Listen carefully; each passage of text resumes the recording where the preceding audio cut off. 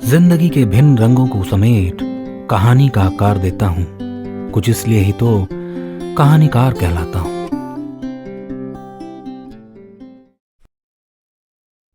मित्रों, हमारी कहानियां सुनने के लिए हमारा चैनल सब्सक्राइब करना और बेल आइकन दबाना ना भूलें। कहानियों के घर में आपका स्वागत है। मैं हूं कहानीकार सुधांशु राय और सुना रहा हूं आगे की कहानी, detective Bumrah and the killing हट भाग 3। अब तक आपने सुना एक सीरियल किलिंग के केस को सुलझाने के लिए डिटेक्टिव बुमरा कश्मीर आते हैं। सुनने में आया था जो भी मरता था उसके पास एक हट की तस्वीर मिलती थी। जब डिटेक्टिव और सैम डॉक्टर शेखावत के साथ उस हट पहुंचते हैं तो अचानक एक कांच टूटता है और सैम को बाहर खींच लिया जाता है। बुमरा और शेखावत सैम की ओर दौड़ते हैं, पर उनकी गति बहुत धीमी होती है और उन्हें हट के बाहर एक औरत भी दिखती है जिसकी आंखों से नीले रंग की रोशनी निकल रही थी। वो दोनों लाचार खड़े बस देखते रहते हैं। ना तो वो सैम तक पहुंच पा रहे थे और ना ही उस औरत की ओर जा पा रहे थे। अब आगे की कहानी। बुमरा ने पूरी ताकत झोंक दी। उन्हें पता था सैम और उसकी मृत्यु के बीच बस वही खड़े हैं। अगर सैम तक वो समय पर ना पहुंचे तो अनर्थ हो सकता है। डॉक्टर शेखावत ने भी खुद को संभालने में कोई कसर न छोड़ी थी। उन्हें भी पता था अगर अभी कुछ न किया गया तो सैम को बचा पाना मुमकिन न होगा। दोनों बर्फ में पांव जमाते तेजी से आगे की ओर बढ़ते रहे। वो औरत कौन है? हमें क्या दो हिस्सों में बट नहीं जाना चाहिए? शेखावत ने सुझाव दिया। उससे हम बाद में भी निपट सकते हैं। फिलहाल हमें कुछ ऐसा करना होगा कि सैम तक पहुंच सकें, बुमरा ने जवाब दिया। पर ऐसे तो हम सैम को नहीं बचा पाएंगे। हमें कुछ अलग करना होगा। जितनी तेजी से वो सैम को ले गया, मुझे नहीं लगता अपने पैरों के भरोसे हम उन तक पहुंच पाएंगे। तो फिर क्या करना चाहिए? समय हमारे हाथ से निकलता जा रहा है, बुमरा ने पूछा। मेरे पास एक तरकीब है। शेखावत ने अपने बैग से एक म्यूजिकल इंस्ट्रूमेंट निकाला और उसे बजाने लगे। अचानक जंगल में हड़कंप मच गया। अनेकों जानवरों के शोर ने उन सबको घेर लिया। चलो, शायद अब हम सैम तक पहुंच सकते हैं। डॉक्टर शेखावत आगे बढ़ने लगे। डिटेक्टिव भी हैरान थे। डॉक्टर ने अभी किया तो क्या किया? दोनों तेजी से उस ओर दौड़ने लगे जिस ओर सैम को ले जाया गया था। कुछ दूर पहुंचने के बाद जंगल आ गया। अचानक बुमरा रुक गए। वो जंगल में चारों ओर देखने लगे जैसे उन्हें कुछ आभास हुआ। क्या हुआ? रुक क्यों गए? डॉक्टर हैरान थे। सैम को इससे आगे नहीं ले जाया गया। बुमरा की आंखें अचानक एक पेड़ पर जा रुकी।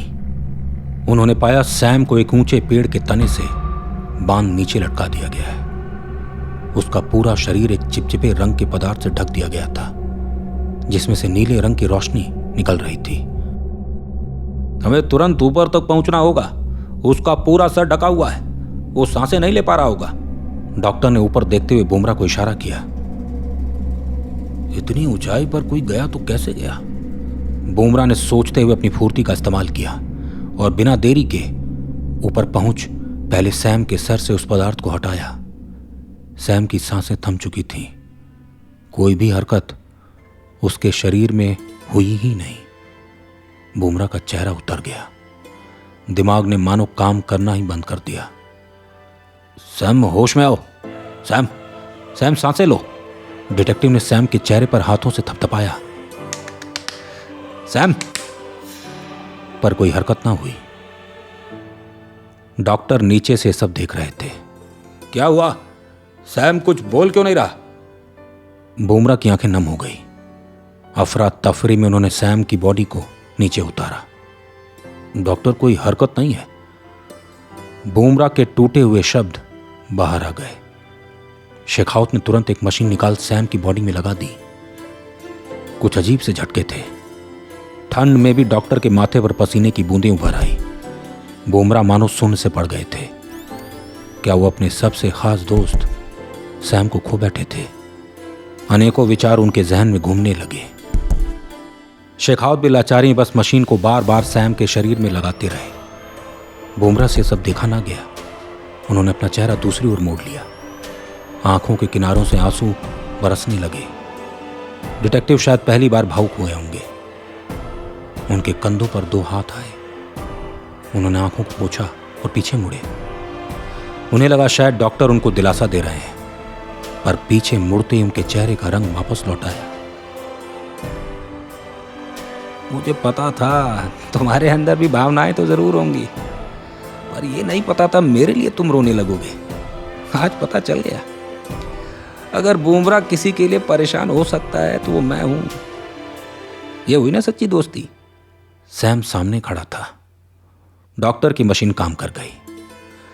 मैं इसलिए रोया कि तुम्हारी आत्मा को शांति तो मिले। ऐसा नहीं लगना चाहिए था कि तुम गए तो मैंने ठीक से श्रद्धांजलि भी नहीं दी। बुमराह ने मुस्कुराते हुए सैम को निहारा। सैम ने बुमराह को गले लगा लिया। डॉक्टर शेखावत भी बुमराह को ऐसे देख हैरान थे। किसी ने भी आज तक डिटेक्टिव को ऐसे नहीं देखा था। अब कोई बताएगा कि हुआ क्या? इतना तो मुझे भी याद है कि मुझे 2 लंबे हाथ इतनी तेजी से खींच कर ले आए उस हट से कि बस बर्फ की रगड़ ही मैं महसूस कर पा रहा था। सैम ने पूछा। हम दोनों तो बहुत पीछे थे, इसलिए मैंने म्यूजिकल इंस्ट्रूमेंट का इस्तेमाल किया। इससे ऐसी ध्वनि निकलती है जो भी जीव जंतु आसपास है वो रेस्टलेस हो जाते हैं। ऐसा ही हुआ और वो एक साथ बाहर निकल इधर उधर भागने लगे। शायद जो तुम्हें ले जा रहा था उसके लिए भी ये सरप्राइज था। उसे समझ ही नहीं आया कि वो करे तो क्या करे, क्योंकि अगर कोई जानवर उसे देख लेता तो उस पर हमला तो जरूर करता। इसलिए वो तुम्हें एक पेड़ पर टांग कर चला गया और तुम्हें एक ऐसे पदार्थ में लपेट गया जिसमें तुम्हारी अवस्था ठीक वही मिलती जैसा वो चाहता था।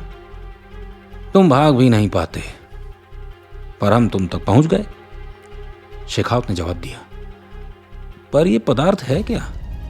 सैम हैरान था। इसे सिलिकॉन जैसे मटेरियल से बनाया गया है, पर इसमें यह ब्लू एनर्जी जो है वो नेचुरल नहीं है। इसमें से कुछ फाइबर्स निकल रहे हैं, यानी ये शरीर के अंदर घुल सकते हैं। अब इनका सोर्स क्या है, इनको वास्तविक रूप में लाया कैसे गया, ये सोचना पड़ेगा। पर जो भी है, ये किसी एक सीरियल किलर का काम नहीं है। इनकी पूरी टीम है और हम इनके बनाए जाल में फंस चुके हैं। अगर यहां से हम जिंदा निकल सके वही गनीमत होगी। बुमराह चारों ओर देखने लगे। बात तो सही है, वो आसपास घात लगाए बैठे होंगे। अब करें तो क्या करें?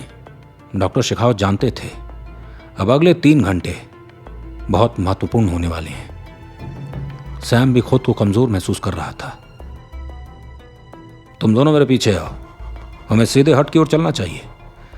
वहीं छुपा है इन लोगों का रहस्य, पर जैसे मैं कहूंगा बिल्कुल वैसे ही करना होगा। बुमराह ने सैम और डॉक्टर की ओर देखा। दोनों ने हामी भर दी। शुरू हुआ आगे बढ़ने का सफर। जैसे ही वो तीनों जंगल के बाहरी हिस्से की ओर पहुंचे, पाया बर्फ का रंग लाल हो चुका है। कई जानवर वहां मरे पड़े हुए हैं। कुछ ऐसी आवाजों ने उनको घेरा जिनसे उनके रोंगटे खड़े हो गए। अगर कुछ पल और यहां रुके तो मौत मिलेगी। बुमराह ने सबको पूरी ताकत झोंक देने को कहा और सीधे हट की ओर दौड़ने लगे। सैम और शेखावत ने भी वही किया। किसी तरह वो तीनों हट के अंदर आ गए। बुमराह ने तुरंत लोहे के सामानों से एक गोला बनाया और सबको उसके अंदर आ जाने को कहा। सैम और डॉक्टर को कुछ भी समझ नहीं आया, पर उन्होंने वही किया जैसा बुमराह ने कहा। तीनों उस गोले के अंदर थे। अचानक बची हुई खिड़कियां टूटी और एक लंबी परछाई अंदर की ओर आई।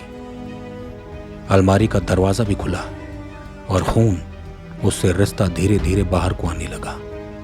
हट के दरवाजे पर वही औरत फिर से नजर आई। उसकी आंखों से नीले रंग की रोशनी निकल रही थी। उसने अपने हाथों से हट को छुआ,